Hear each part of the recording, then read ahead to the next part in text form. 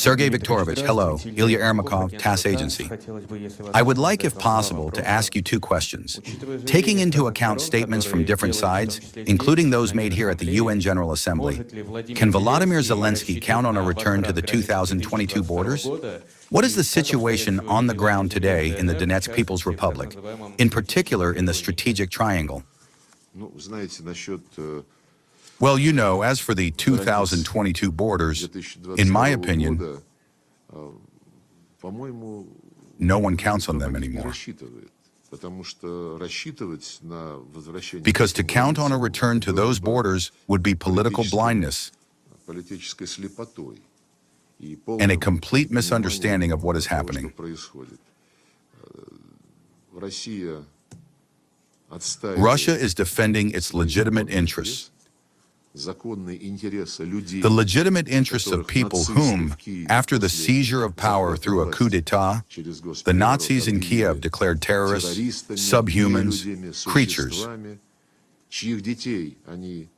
whose children, in the words of Poroshenko, they threatened to rot in basements, while the children of the Ukrainian elite would ride in beautiful cars, go to schools, and eat candies.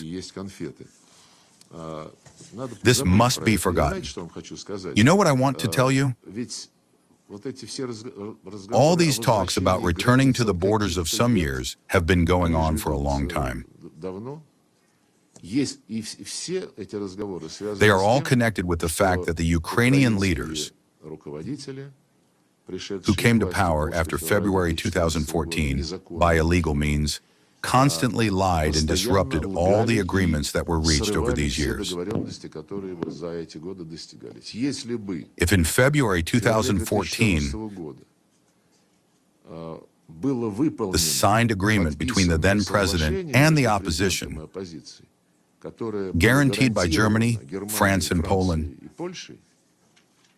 if it had been implemented, then Ukraine would now be within the 1991 borders. Then no events would have occurred. Then they would not have risen up in Crimea, refusing to recognize the illegitimate government, since the illegitimate government would not have appeared.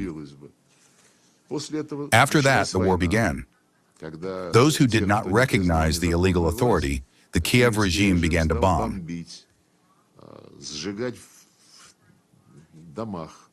to burn alive in houses, as happened in Odessa, where about 50 people were burned alive. Airplanes bombed Luhansk, artillery shelled the territories. The use of the army in an internal conflict is absolutely prohibited.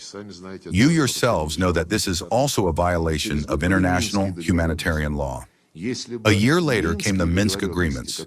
If they, guaranteed by Germany and France and approved by the UN Security Council, had been implemented by the top leadership of the Kiev regime, then Ukraine would have been within the 1991 borders minus Crimea, because a referendum took place in Crimea.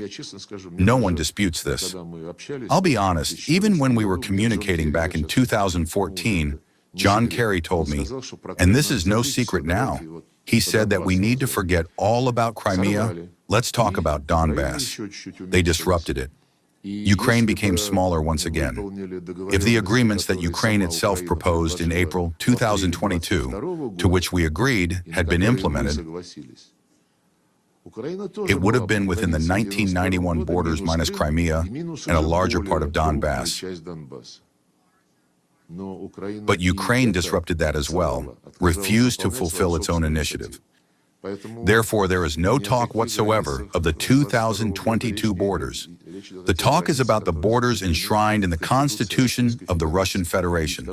And your second question is, regarding the situation in the Donetsk People's Republic, particularly in the strategic triangle, as it's called, how would you characterize it?